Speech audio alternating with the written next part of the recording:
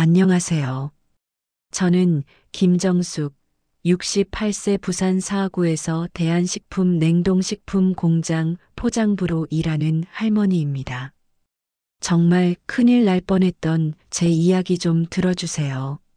이야기 시작 전 구독과 좋아요, 알람 설정을 해주시면 더 좋은 이야기를 먼저 들을 수 있습니다. 이번 설날에 딸네 집에서 겪은 일인데요. 그때는 정말 몰랐습니다. 제 딸 사위가 그런 사람인 줄은요. 아니, 제 딸이 그렇게 변해버렸다는 것도요. 어머니, 여기가 무슨 무료 식당인 줄 아세요? 사위 박준혁의 차가운 목소리가 설날 밤 10시 온 집안에 울려 퍼졌습니다. 새벽부터 떡국 끓이고 잡채 만들고 전 부치고 설거지하고 과일 깎고 차 끓여주고 하루 종일 5명 시중 들어놓고 이제 너무 늦어서 하룻밤만 자고 가겠다고 했을 뿐인데 말입니다. 저는 그때 몰랐습니다.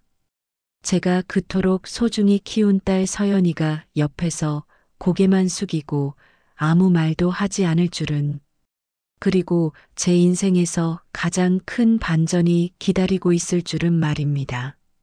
사건의 시작은 설날 사흘 전으로 거슬러 올라갑니다. 설을 사흘 앞둔 일요일 새벽 5시 부산 사하구의 한 작은 빌라에서 68세 김정숙은 벌써부터 분주하게 움직이고 있었습니다. 좁은 부엌에서 나는 떡국 재료 냄새와 함께 하루가 시작되었습니다.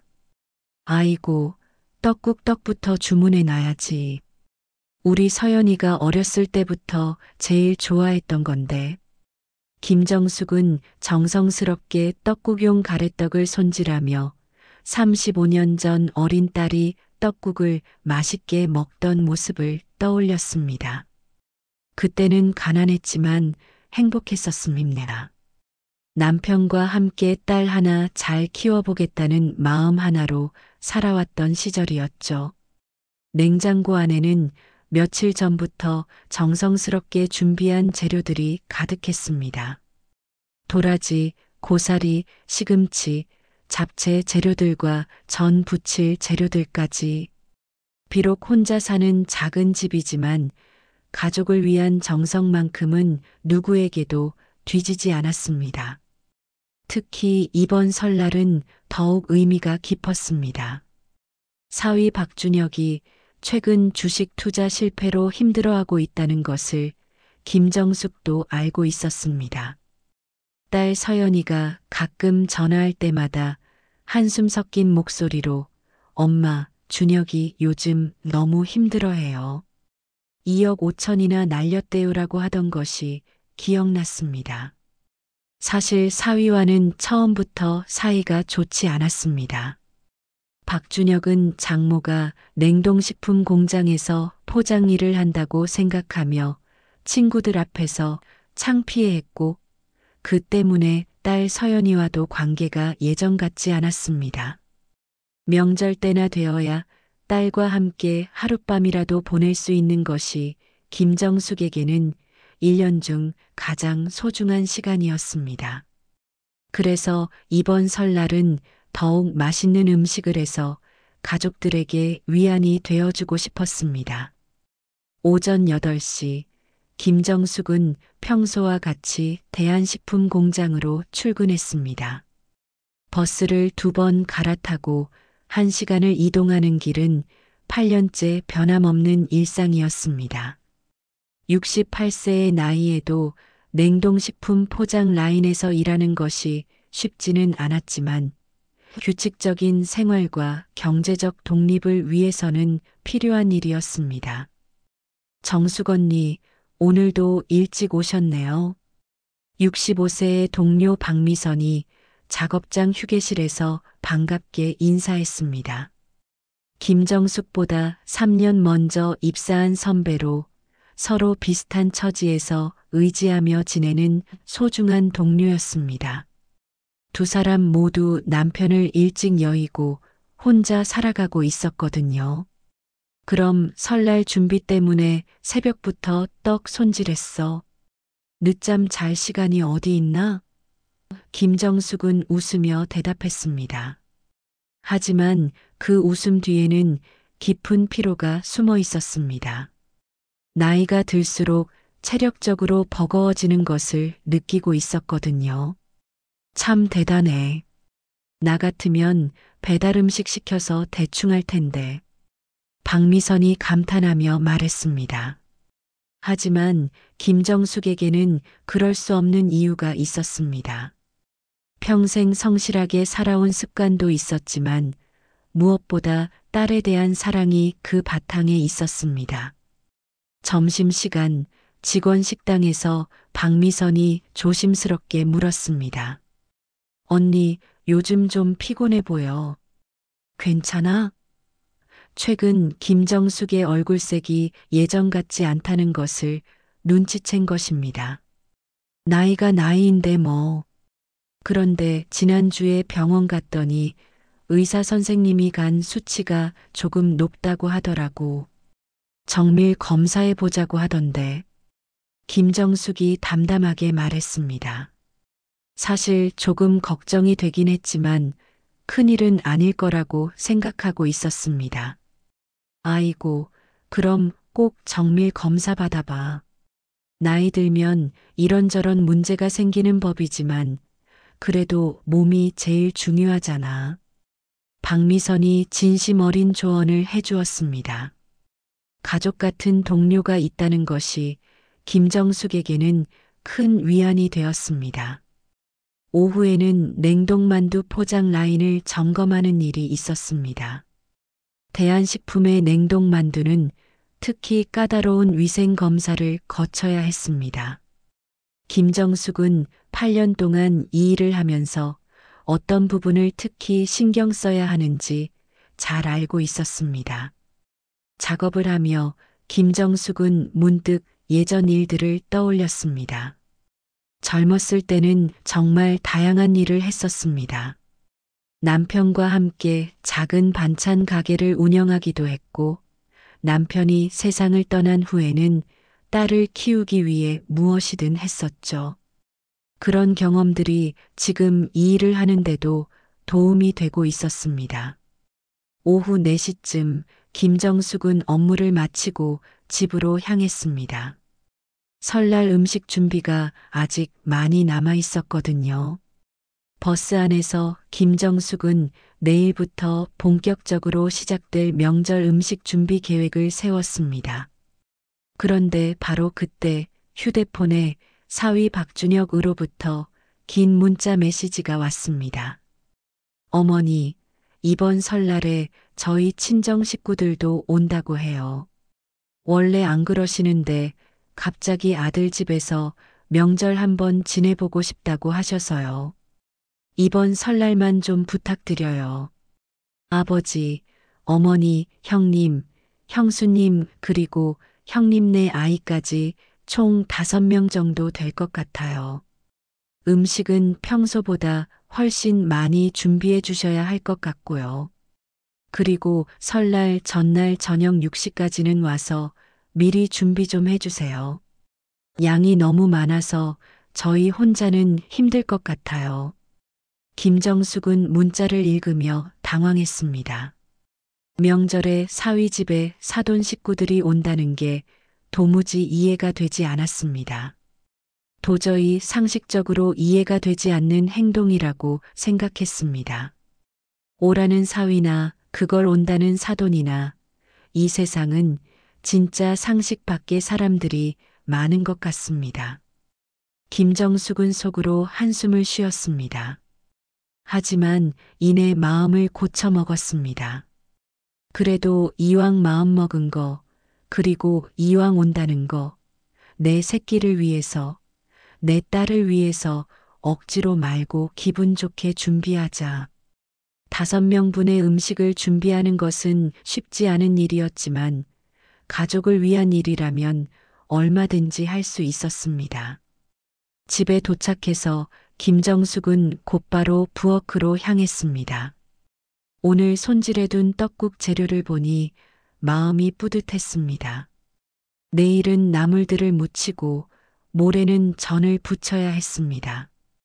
비록 혼자 하는 일이지만 가족을 생각하면 전혀 힘들지 않았습니다.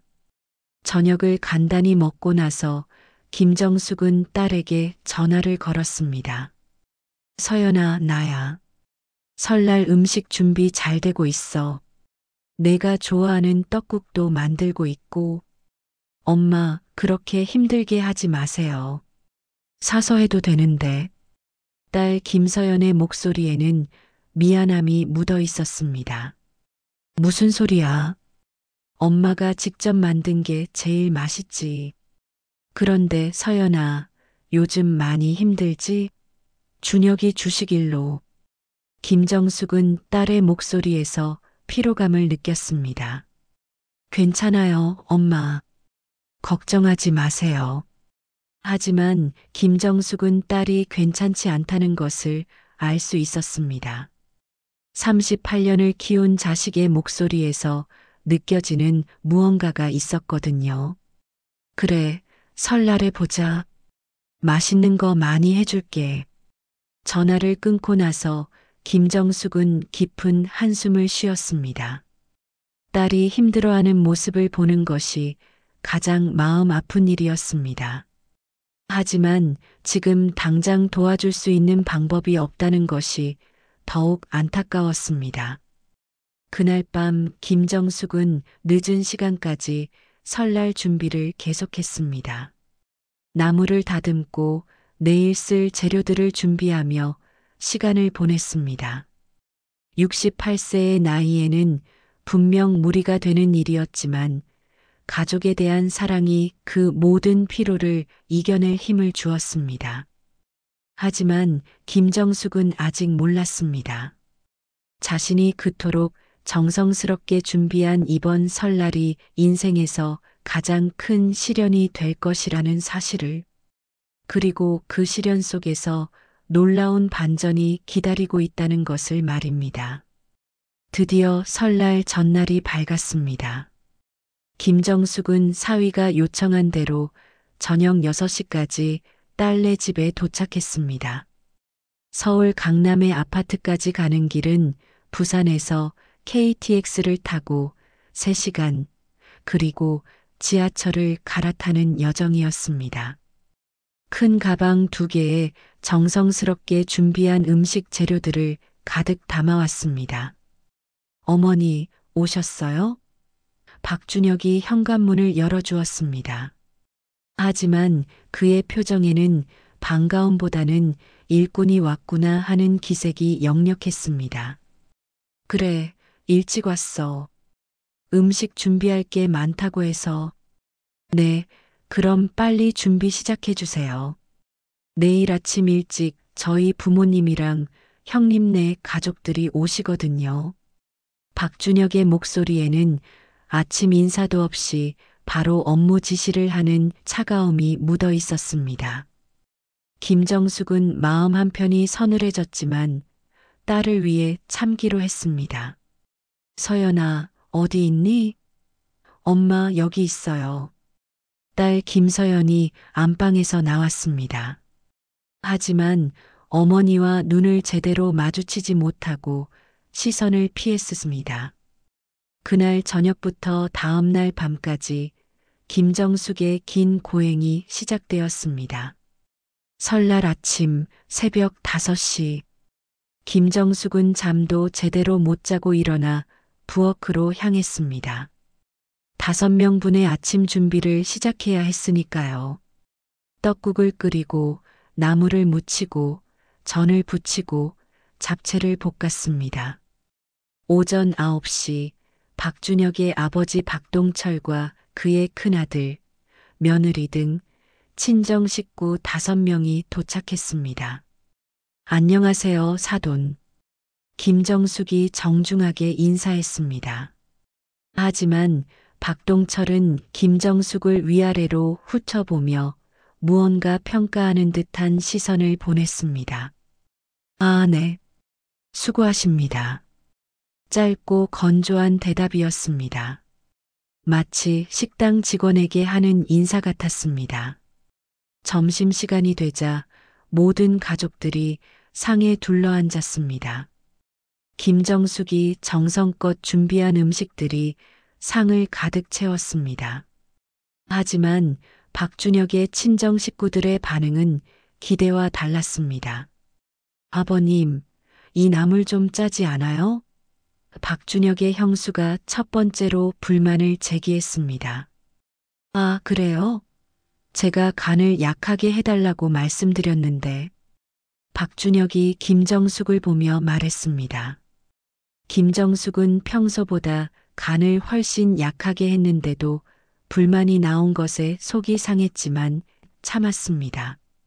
이때 김정숙은 딸 서연이를 바라봤지만 딸은 난처한 표정만 보일 뿐 아무 말도 하지 않았습니다. 그 순간 김정숙의 머릿속에 딸이 예전에 했던 말이 떠올랐습니다. 엄마, 나 준혁이 진짜 사랑해요. 준혁이는 정말 똑똑하고 능력 있는 남자예요. 엄마가 좋아해 주시면 정말 고마울 거예요. 그 말을 생각하며 김정숙은 억지로라도 참기로 했습니다. 딸의 행복을 위해서라면 이 정도 참을 수 있다고 생각했습니다. 사돈, 이전도 기름이 너무 많이 들어간 것 같은데요. 이번에는 박동철이 말했습니다. 김정숙은 기름을 최대한 적게 썼는데도 이런 말을 듣자 속에서 화가 치밀어 올랐지만 그저 작은 미소로 넘겼습니다. 준혁아, 다음부터는 좀 더 신경 써서 해달라고 해야겠구나. 박동철이 아들에게 속삭였습니다. 하지만 그 목소리는 김정숙에게도 들릴 정도로 컸습니다. 김정숙은 점점 분노가 쌓여갔지만 표정 관리를 했습니다. 하지만 속으로는 이것들이 감히 라는 생각이 들기 시작했습니다.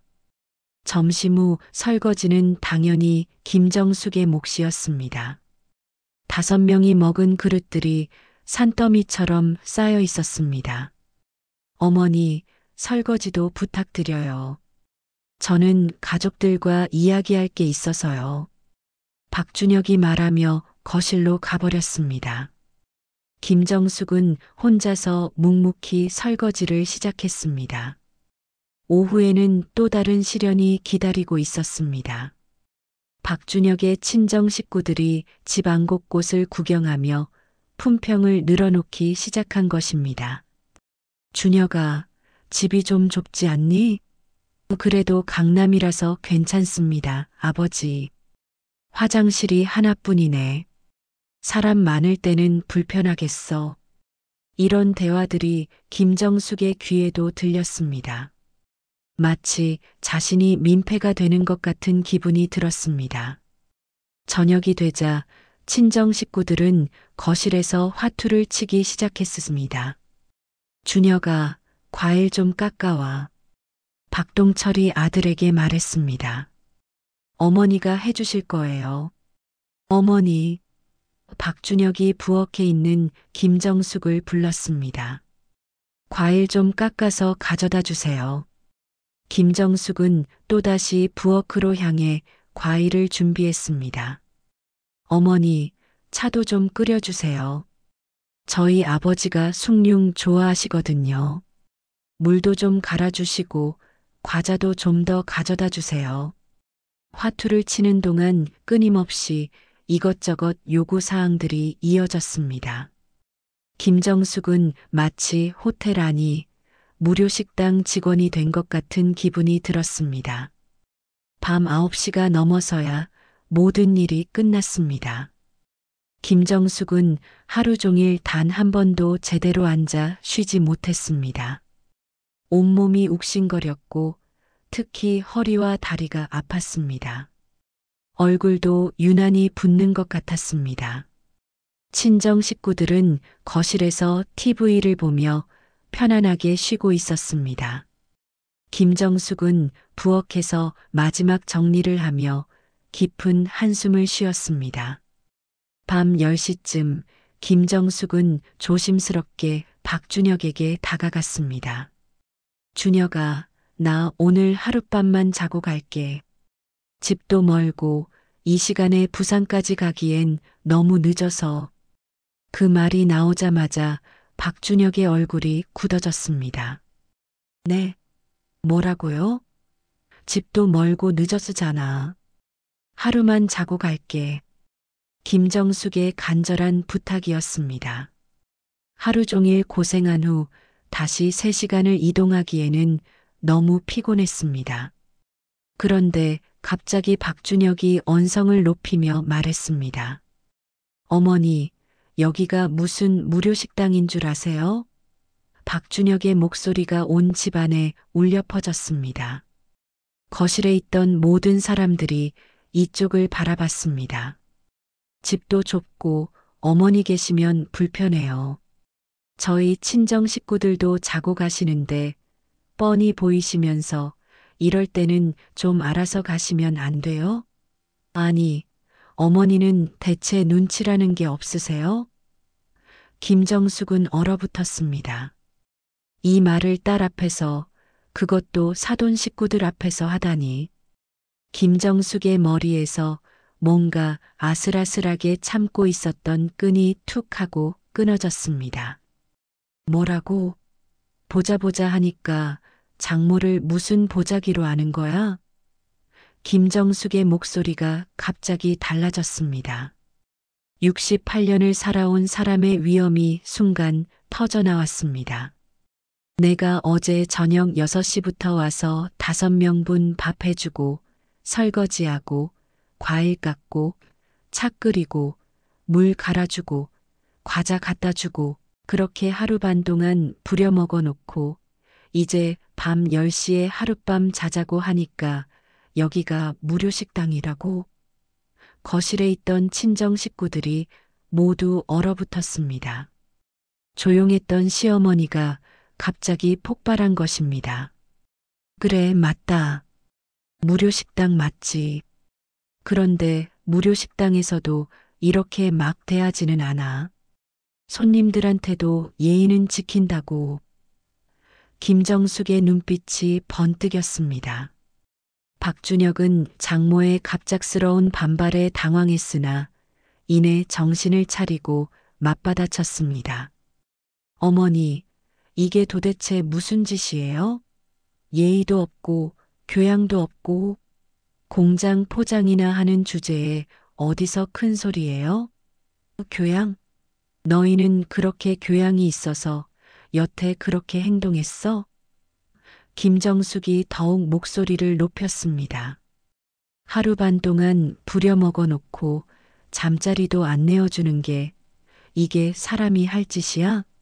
아무리 내가 공장에서 포장 일한다고 해도 아무리 너희들이 잘났다고 해도 이건 아니잖아. 서연아. 김정숙이 지금까지 아무 말 없던 딸을 불렀습니다. 너는 왜 가만히 있니? 내 엄마가 이렇게 당하는데. 딸 김서연은 어쩔 줄 몰라 하며 눈물만 흘릴 뿐이었습니다. 엄마 미안해요, 나도. 됐어. 나 당장 나갈게. 김정숙이 가방을 챙기며 현관으로 향했습니다. 그래, 가세요. 다시는 오지 마세요. 박준혁이 뒤에서 소리쳤습니다. 김정숙은 현관문을 박차고 나서며 마지막으로 한마디를 남겼습니다. 오냐, 그래. 내가 당장 나가주마. 그리고 내 한마디만 할게. 너희들 절대 후회하지 마. 그 목소리에는 깊은 실망과 분노가 섞여 있었습니다. 그리고 무언가 다른 의미가 담겨 있었습니다. 박준혁은 그때 몰랐습니다. 자신이 방금 한 그 한마디가 얼마나 큰 실수였는지, 그리고 이것이 상상할 수 없는 결과를 불러올 것이라는 사실을 말입니다. 밤 10시 30분, 김정숙은 아파트 단지 밖으로 나왔습니다. 차가운 1월의 바람이 얼굴을 스쳤지만 오히려 마음이 조금 진정되는 것 같았습니다.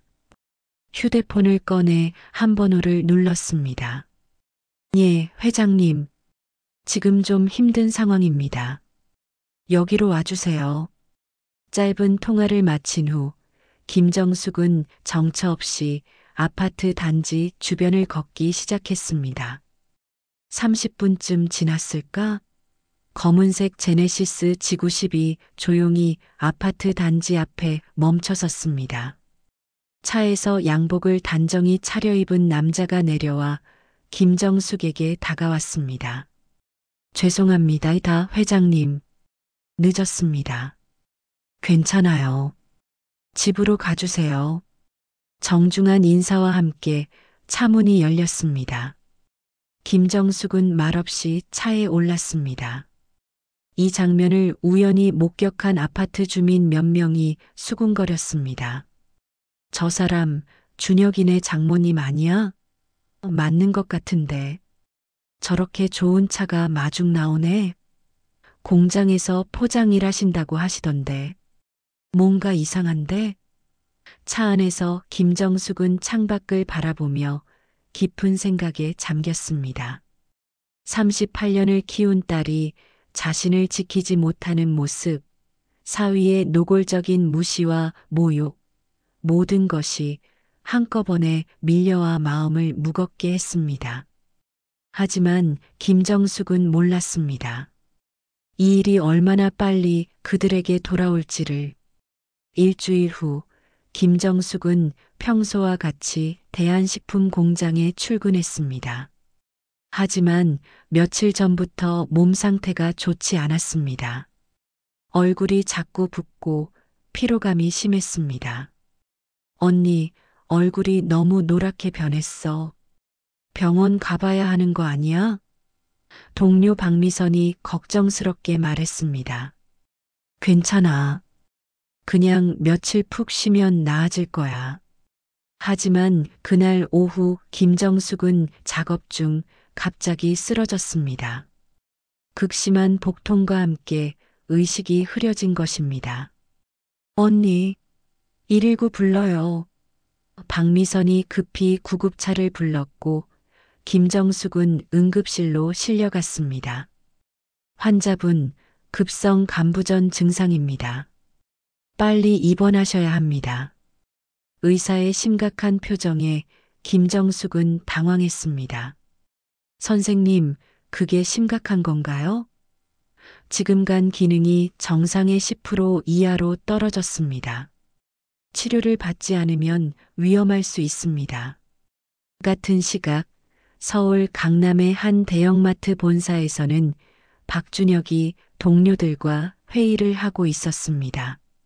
식품 MD팀 차장인 그는 요즘 큰 고민에 빠져 있었습니다.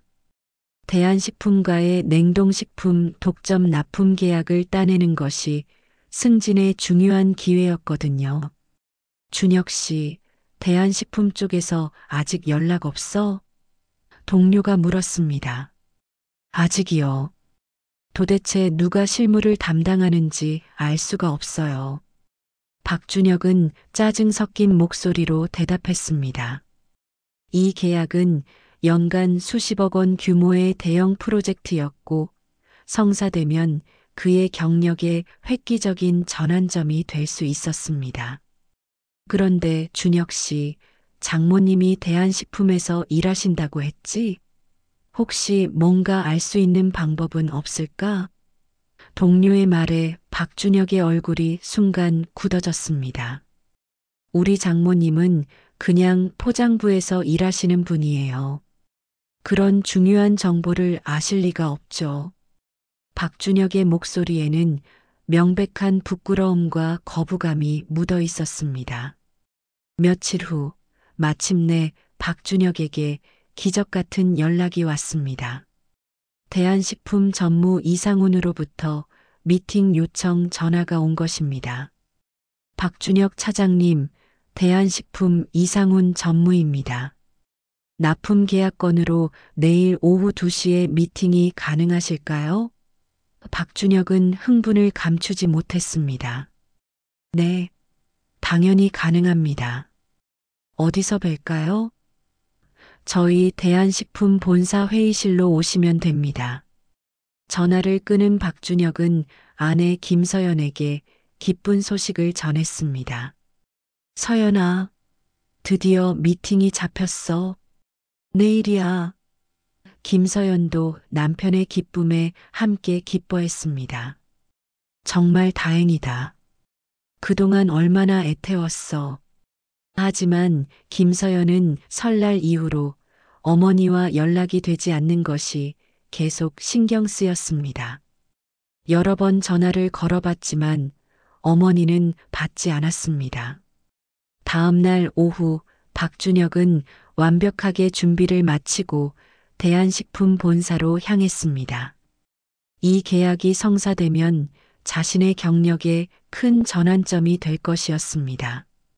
부산 사하구에 있는 대한식품 본사 건물은 생각보다 훨씬 웅장했습니다. 20층짜리 현대식 빌딩이었습니다. 박준혁 차장님이십니까? 18층 회의실로 안내해 드리겠습니다. 안내 직원의 안내를 받아 박준혁은 엘리베이터를 탔습니다. 가슴이 두근거렸습니다. 18층에서 내려복도를 걷는데 벽에 걸린 액자들이 눈에 들어왔습니다. 대한식품의 역사를 보여주는 사진들이었습니다. 그중 하나에 창업주 김정숙 회장이라고 적힌 사진이 있었습니다. 김정숙? 장모님이랑 이름이 같네. 박준혁은 잠깐 생각했지만 곧 고개를 저었습니다. 설마 그럴 리가 없다고 생각했습니다. 회의실에 들어선 박준혁은 잠시 당황했습니다. 넓은 회의실에 아무도 없었거든요. 잠시 기다려 주시면 곧 담당자가 오실 겁니다. 안내 직원이 물 한 잔을 놓고 나갔습니다. 5분쯤 지났을까? 회의실 문이 천천히 열렸습니다. 박준혁은 정중하게 일어나 인사할 준비를 했습니다. 하지만 고개를 들어 들어오는 사람을 본 순간 박준혁의 얼굴이 굳어졌습니다. 회의실에 들어온 사람은 다름 아닌 장모 김정숙이었습니다. 하지만 며칠 전 집에서 봤던 초라한 모습이 아니었습니다.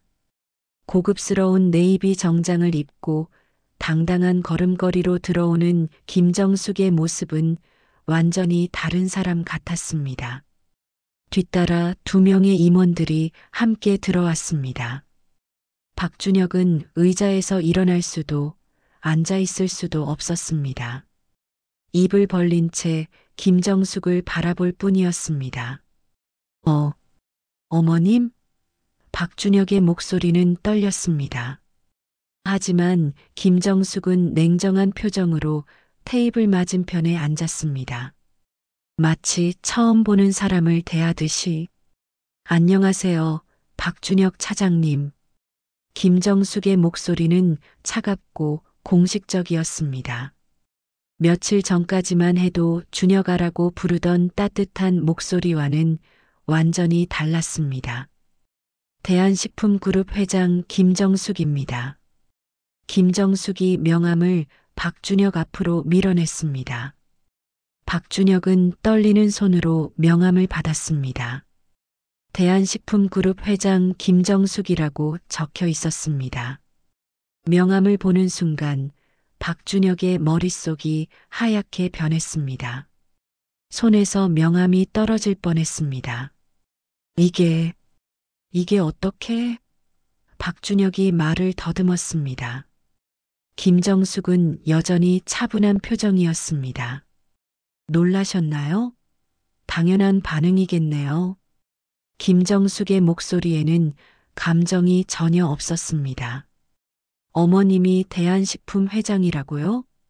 박준혁이 믿을 수 없다는 표정으로 물었습니다. 김정숙이 고개를 끄덕였습니다. 네, 맞습니다. 제가 당신이 그렇게 간절히 원하던 납품 계약의 최종 결정권자입니다. 박준혁의 얼굴이 창백해졌습니다.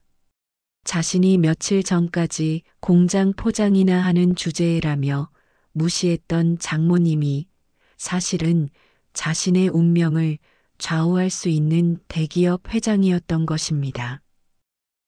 저기요. 어머님. 박준혁이 다시 어머님이라고 부르려 하자 김정숙의 눈빛이 차갑게 변했습니다. 잠깐만요, 박 차장님. 김정숙의 목소리가 갑자기 단호해졌습니다. 제가 왜 당신 어머니입니까? 며칠 전에 박 차장님이 인연을 끊으신 거 아닙니까? 다시는 오지 마세요라고 하셨잖아요. 김정숙의 말에 박준혁은 말문이 막혔습니다. 이게 장난인 줄 아세요? 이렇게 중요한 비즈니스 미팅에서 무슨 사적인 관계를 들먹이십니까? 어머님, 아니, 회장님, 저는 납품 계약 이야기를 하러 온 건데. 박준혁의 목소리가 점점 작아졌습니다. 김정숙은 박준혁이 가져온 프레젠테이션 자료를 천천히 넘겨보며 말했습니다. 꽤 야심찬 프로젝트네요. 하지만 한 가지 빠뜨린 게 있습니다. 박준혁이 긴장하며 물었습니다. 무엇인가요? 김정숙의 입가에 차가운 미소가 번졌습니다. 인격과 품성을 갖춘 사람이 운영하는 회사인지 확인하는 절차 말입니다. 그 말은 박준혁의 가슴을 날카롭게 찔렀습니다. 저희 대한식품그룹은 품격 있는 회사들과만 거래합니다. 직업의 귀천을 따지고 사람을 계급으로 판단하며 가족을 함부로 대하는 그런 사람을 중요한 거래의 대표로 보내는 회사와는 일하기 어렵겠네요. 박준혁은 그 말을 듣는 순간 자신의 회사와의 미래가 완전히 어둠 속으로 빠져드는 것을 느꼈습니다. 회장님, 그때는요? 김정숙이 차갑게 물었습니다. 여기가 무료 식당인 줄 아세요? 공장 포장이나 하는 주제에 그렇게 말씀하시던 그때 말씀이신가요? 박준혁은 아무 말도 할 수 없었습니다. 김정숙이 자리에서 일어섰습니다. 오늘 미팅은 여기까지 하겠습니다. 결정하시면 연락 주세요. 참고로 말씀드리면 이미 결정은 났습니다. 귀사와는 계약하지 않기로 했습니다. 회장님, 제발. 박준혁이 급히 일어나 애원했지만 김정숙은 뒤도 돌아보지 않고 회의실을 나갔습니다. 회의실에 홀로 남겨진 박준혁은 주저앉았습니다. 머릿속이 복잡했습니다. 자신이 그토록 무시했던 장모님이 사실은 대한식품 회장인 것을요. 그제야 모든 것이 이해되었습니다. 설날에 나갈 때 탔던 고급차, 복도에서 봤던 창업주 김정숙 회장 사진, 모든 것이 맞아떨어졌습니다. 박준혁은 휴대폰을 꺼내 아내 김서연에게 전화를 걸었습니다. 서연아, 큰일 났어. 너희 엄마가. 그의 목소리는 떨리고 있었습니다. 집으로 돌아온 박준혁은 김서연에게 모든 상황을 설명했습니다. 뭐라고? 우리 엄마가 대한식품 회장이라고? 김서연은 믿을 수 없다는 표정으로 남편을 바라봤습니다. 그래, 내가 회의실에서 직접 봤어. 명함도 받았고, 너희 엄마가 아니 김정숙 회장님이 직접 우리 회사와는 계약 안 한다고 선언하셨어. 박준혁의 목소리에는 절망감이 가득했습니다. 그럼 당신 승진은 어떻게 되는 거야? 승진은 무슨, 아마 좌천되거나 해고될 거야. 이번 계약이 얼마나 중요한 건지 알잖아. 김서연은 소파에 주저앉았습니다. 머릿속이 복잡했습니다. 어머니가 그토록 대단한 분이었는데 자신은 그 사실도 모르고, 아니, 어쩌면 알았어야 했는지도 모릅니다. 며칠 후 더 충격적인 소식이 전해졌습니다. 김서연의 휴대폰에 낯선 번호로 전화가 걸려왔습니다. 여보세요? 김서연 씨 맞으시죠? 저는 박미선이라고 합니다. 어머님과 같이 일하는 동료입니다. 네, 무슨 일이세요? 김서연은 어머니 동료로부터 온 전화에 불길한 예감이 들었습니다. 서연 씨, 어머님이 많이 아프세요. 지금 병원에 입원해 계세요. 네, 무슨 말씀이세요? 김서연의 목소리가 떨렸습니다. 간이 많이 안 좋아지셔서 급성 간부전으로 진행됐대요. 의사 선생님이 간 이식을 받아야 한다고 하시는데 안 받으시면 정말 위험하다고 하세요. 박미선은 흐느끼면서 말했습니다. 간 이식이요? 그게 무슨... 제발 어머님 좀 살려주세요. 이대로 가면 정말 위험해요. 제발 빨리 적합성 검사라도 받아주세요. 박미선의 절박한 부탁에 김서연은 머릿속이 하얗게 변했습니다. 전화를 끊은 김서연은 급히 남편에게 말했습니다. 준혁 씨, 엄마가 많이 아프시대. 간이식을 받아야 한대. 안 받으시면 죽을 수도 있대. 박준혁의 표정이 순간 이상하게 변했습니다.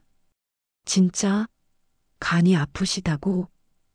응, 급성 간부전으로 진행됐대. 빨리 병원 가야 해.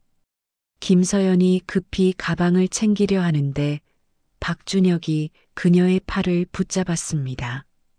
서연아, 잠깐만. 왜? 빨리 가봐야지.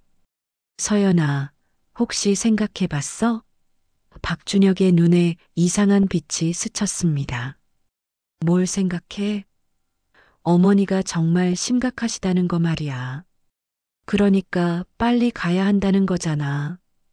김서연이 짜증을 냈지만 박준혁은 계속 말했습니다. 아니, 내 말은 어머니가 수술 못 받으시면 그럼 회사가 우리 것이 될 수도 있는 거잖아. 그 순간 김서연의 손이 멈췄습니다. 천천히 고개를 돌려 남편을 바라봤습니다. 지금 무슨 소리 하는 거야? 당연한 얘기잖아. 어머니가 돌아가시면 당신이 유일한 딸이니까 대한식품 상속받는 거 아니야? 2천억짜리 회사야. 박준혁의 냉정한 계산에 김서연은 온몸에 소름이 돋았습니다. 지금 내 엄마 목숨 이야기야? 너 제정신이야? 김서연이 처음으로 남편에게 소리를 질렀습니다. 목숨이 뭐가 중요해? 돈이 더 중요하지. 어차피 나이도 많으시고 우리는 2억 5천 빚에 허덕이고 있잖아. 이게 기회라고. 박준혁? 김서연이 남편의 뺨을 때렸습니다. 처음으로 손찌검을 한 것입니다. 사람의 목숨이 걸려 있는데 어떻게 그런 말을 할 수 있어? 그것도 내 엄마 목숨을. 박준혁은 뺨을 감싸며 당황했습니다. 아니, 당신 왜 이래? 나 잘못한 거 없잖아. 현실적으로 생각하는 거지. 현실적? 이게 현실적인 거야? 김서연의 눈에서 눈물이 흘러내렸습니다. 당신, 지금 나한테 엄마 죽기를 기다리라고 하는 거야? 그렇게까지 말한 건 아니고, 그냥 만약에 그렇게 되면 우리한테도 나쁘지 않다는 거지. 그리고 자기가 직접 안 해도 돼. 자기는 모른 척 하면 되는 거야. 적합성 검사 안 받으면 그만이잖아. 닥쳐. 김서연이 또다시 소리쳤습니다. 내가 지금까지 어떤 인간이랑 살았던 거야? 당신 얼굴 지금 보이는 게 뭔지 알아? 괴물이야. 진짜 괴물. 서연아, 진정해. 우리 같이 앉아서 얘기 좀 하자. 진정하라고? 지금 이 상황에서? 김서연은 가방을 챙기며 말했습니다. 나 병원 간다.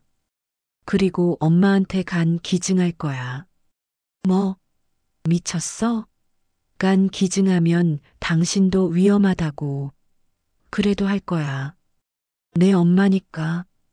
38년 동안 나를 키워주신 내 엄마니까. 김서연의 목소리는 확고했습니다. 그럼 우리 빚은? 우리 미래는? 빚은 내가 갚을게. 혼자서라도. 당신 없이도. 서연아, 제발 정신 차려. 이건 우리 인생에서 다시 없을 기회라고. 박준혁이 아내의 팔을 붙잡으려 했지만 김서연이 뿌리쳤습니다. 박준혁, 나 지금 내 모습 보면서 진짜 토할 것 같아. 역겨워. 내가 어떻게 이런 사람이랑 5년을 살았는지 모르겠어. 서연아, 끝이야. 우리 이제 끝이야. 엄마 수술 끝나면 이혼 서류 보낼게. 그리고 다시는 내 앞에 나타나지 마. 김서연은 그 말을 끝으로 집을 나섰습니다. 그 순간 김서연은 깨달았습니다. 돈보다 소중한 것이 있다는 것을, 그리고 자신이 얼마나 큰 실수를 저질렀는지를. 병원으로 달려간 김서연은 중환자실 앞에서 어머니의 동료 박미선을 만났습니다. 어머니는 어디 계세요? 지금 응급 치료 중이에요. 의사 선생님이 하루빨리 이식 수술을 받아야 한다고 했어요. 김서연은 중환자실 유리창 너머로 누워있는 어머니를 바라봤습니다. 산소 마스크를 쓰고 각종 의료기기에 연결된 어머니의 모습은 너무나 초라하고 아팠습니다. 엄마 김서연의 눈에서 눈물이 멈추지 않았습니다. 그때 의사 선생님이 나왔습니다. 보호자이십니까? 네, 저 딸입니다. 환자분의 간 기능이 5% 이하로 떨어졌습니다. 생체간 이식이 유일한 방법입니다. 제가 기증하겠습니다. 김서연의 단호한 대답에 의사가 놀랐습니다. 검사를 받아봐야 적합성을 알 수 있어요. 그리고 기증자도 위험을 감수해야 합니다. 상관없어요. 당장 검사 받겠습니다. 김서연은 망설이지 않았습니다. 38년 동안 자신을 위해 희생한 어머니를 위해 자신이 할 수 있는 일이라면 무엇이든 하고 싶었습니다. 다음 날 오전 검사 결과가 나왔습니다. 축하드립니다. 완벽하게 적합합니다. HLA 조직 적합성이 거의 100%에 가까워요. 김서연은 안도의 한숨을 쉬었습니다. 그날 오후 김정숙이 잠시 의식을 되찾았습니다. 김서연은 급히 중환자실로 들어갔습니다. 엄마, 서연아, 왜 여기에? 김정숙은 희미한 목소리로 대답했습니다. 엄마, 제가 간 기증하기로 했어요. 김정숙의 눈이 커졌습니다. 뭐라고? 그런 위험한 일을 결정했다고? 엄마, 저 때문에 엄마가 이렇게 된 거예요. 설날에 그 일로 스트레스 받으셔서 더 심해진 거잖아요. 김서연의 눈에서 눈물이 흘러내렸습니다. 엄마, 정말 죄송해요. 제가 그동안 얼마나 못된 딸이었는지 이제 깨달았어요. 38년 동안 저를 위해 희생하신 엄마를 그렇게 대했다니 정말 미안해요. 김정숙도 눈물을 흘렸습니다. 서연아, 괜찮다. 내가 이렇게 와준 것만으로도 엄마는 행복해. 아니에요, 엄마. 제가 진짜 바보였어요. 준혁이가 엄마한테 그렇게 말하는데도 한마디 못했던 제 자신이 너무 한심해요. 김서연이 어머니의 손을 꼭 잡았습니다. 서연아, 엄마도 미안해. 내 신분을 숨기고 살아서. 엄마, 그런 말씀 마세요. 엄마가 잘못한 게 없어요. 제가 제가 잘못한 거예요. 그런데 서연아, 준혁이는 어떻게 됐어? 김정숙이 조심스럽게 물었습니다. 김서연은 잠시 망설이다가 대답했습니다. 헤어지기로 했어요, 엄마. 김정숙은 딸을 바라봤습니다. 괜찮겠니? 네, 괜찮아요. 이제야 정신 차렸어요. 진짜 중요한 게 뭔지 알았어요. 이틀 후 수술 당일이 되었습니다. 김서영과 김정숙은 나란히 수술실로 들어갔습니다. 수술실 앞에서 박미선이 기도하고 있었습니다. 대한식품 임직원들도 회장님의 수술 소식을 듣고 병원으로 몰려왔습니다. 6시간에 걸친 대수술이 끝났습니다. 집도의가 수술실에서 나와 엄지손가락을 세웠습니다. 수술 성공입니다. 그 순간 대기실에 있던 모든 사람들이 환호했습니다. 한 달 후 김정숙과 김서연은 모두 회복되어 퇴원했습니다. 김서연은 어머니 곁에서 회복 과정을 함께했습니다. 그리고 어머니로부터 대한식품의 역사와 경영 철학을 배우기 시작했습니다. 엄마, 이제 회사 일 가르쳐 주세요. 정말로 배우고 싶어요. 정말이니? 네. 밑바닥부터 배우고 싶어요. 엄마가 어떻게 이 모든 걸 만드셨는지 알고 싶어요. 김정숙은 딸의 진심을 느꼈습니다. 그래, 포장 라인부터 시작해라. 진짜 일이 뭔지 알아야 해. 한편 박준혁의 상황은 급격히 악화되고 있었습니다. 대한식품과의 계약이 완전히 파기된 후 회사에서는 그를 즉시 해고했습니다. 박 차장, 이번 계약 실패로 회사가 큰 손실을 입었습니다. 더 이상 함께 일할 수 없겠습니다. 상사의 차가운 통보에 박준혁은 절망했습니다. 하지만 2억 5천의 빚과 높은 생활 수준에 익숙해진 그는 곧바로 다른 직장을 구할 수 없었습니다. 40대 중반의 나이에 경력은 화려했지만 최근의 실패 기록 때문에 어느 회사도 그를 원하지 않았습니다. 몇 달이 지나면서 박준혁의 경제적 상황은 파탄 상태가 되었습니다. 강남의 아파트는 경매로 넘어갔고 결국 고시원으로 이사를 갔습니다. 그것도 몇 개월 못 가서 월세를 밀리게 되었습니다. 박 씨, 월세 2개월 밀렸어요. 이번 주 안에 안 내면 나가셔야 해요. 집주인의 최후 통첩에 박준혁은 더 이상 버틸 곳이 없었습니다. 마침내 박준혁은 편의점 야간 알바를 시작했습니다. 시급 9,860원. 하루 8시간 일해도 겨우 7만 원 남짓한 수입이었습니다. 첫 출근 날 박준혁은 편의점 유니폼을 입고 카운터 앞에 섰습니다. 한때 명함에 차장이라는 직함을 달았던 자신이 이제는 편의점 알바생이 된 것입니다. 아저씨, 담배 한 감. 손님의 반말에도 네, 손님. 어떤 걸로 드릴까요? 라고 대답해야 했습니다. 어느 날 밤 11시 한산한 시간대에 박준혁은 편의점 TV를 켰습니다. 뉴스가 나오고 있었습니다. 대한식품그룹 김정숙 회장이 설립한 나눔밥상 재단이 어려운 근로자들을 위한 장학금 지원을 시작했습니다. 화면 속 김정숙은 품격 있는 정장을 입고 기자회견장에서 말하고 있었습니다. 모든 일하는 사람은 존중받을 가치가 있습니다. 직업에 귀천은 없습니다. 정직하게 일하는 사람이 가장 아름다운 사람입니다. 박준혁은 편의점 카운터 앞에서 그 모습을 멍하니 바라봤습니다. 바로 그때 손님이 들어왔습니다. 아저씨, 저분이 누구세요? 뉴스에 나오시네.